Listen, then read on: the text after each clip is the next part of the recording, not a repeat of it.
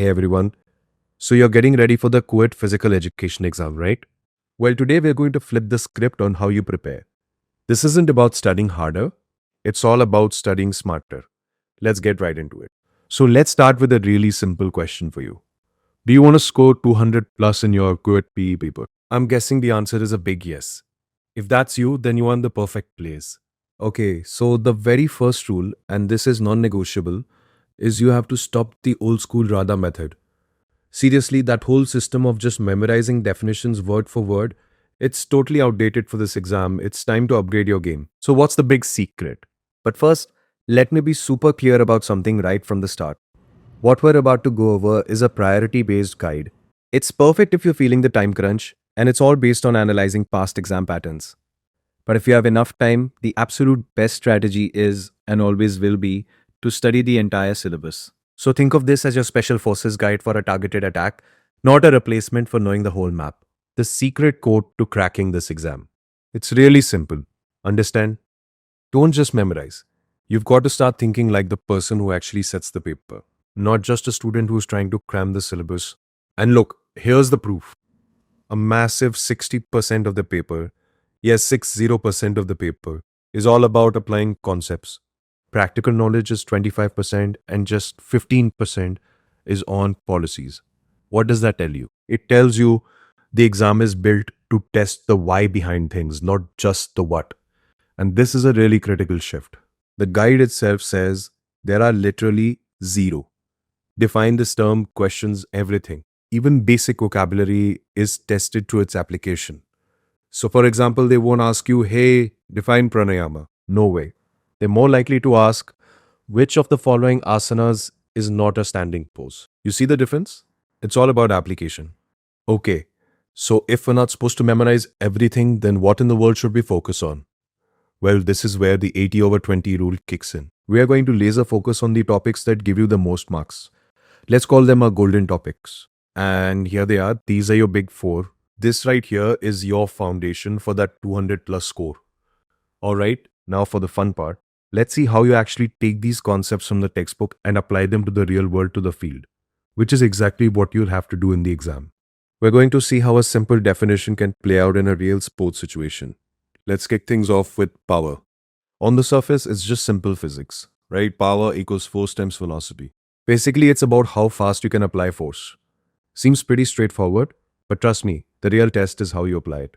Okay, think about this. A sprinter in a 100-meter dash. What do they need? Maximum power. It's all about explosive force combined with super high speed. Now flip that. What about a marathon runner? For them, power isn't the main thing. Endurance is key, right? It's about sustained effort over a long time. So if you get a question asking which activity relies heavily on power, the answer is obviously the sprint, not the marathon. And that right there is conceptual application in a nutshell. Okay, let's switch gears to another one of our golden topics. And this one, well, you can bet you're going to get 4 to 5 questions on it. Sports injuries. It's a huge area. And honestly, it's where a lot of students get really confused. So let's clear this up once and for all. A sprain that affects your ligaments. Think twisting an ankle while playing basketball, a strain that affects your muscles or tendons. A classic example is pulling a hamstring while you're sprinting. And a contusion. That's just a fancy word for a bruise. It affects the blood vessels like when you get hit by a hard cricket ball. Just remembering this simple distinction, sprain is ligament. Strain is muscle, contusion is blood vessel that can easily lock in those marks for you. And here you can see that practical knowledge in action. So you learn about a sprain in theory, and boom, here's what the immediate management looks like in real life. Ice and compression. This is the perfect example of how the cute example wants you to connect what's in the book to what actually happens on the field. Alright, so we've covered what to study. That's half the battle. But now let's talk about how to actually answer the questions. Because just knowing the stuff isn't enough. You need to have a solid strategy, a game plan to really nail the exam. Did you know this? A full 20% of your marks are hiding in the comprehension passages. 20%. That's a massive chunk of your final score. So mastering this one section can give you a huge jump. So what's the ultimate winning strategy here? It's simple, but it's a total game changer. Never ever read the passage first. Always start with the questions, read them, understand what they're asking, and then scan the passage looking for the keywords from those questions. This saves so much time and takes you right to the answer. It's probably the best time saving hack for this exam. So let's pull all of this together. We are going to take all of these strategies and pack them into one simple daily plan that you can actually follow.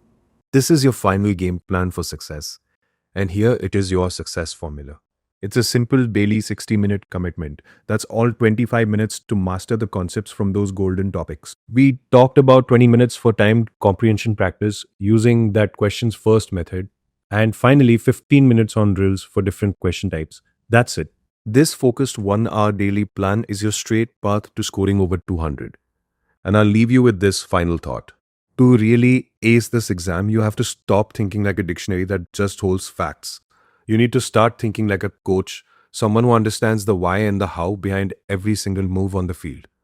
All the best.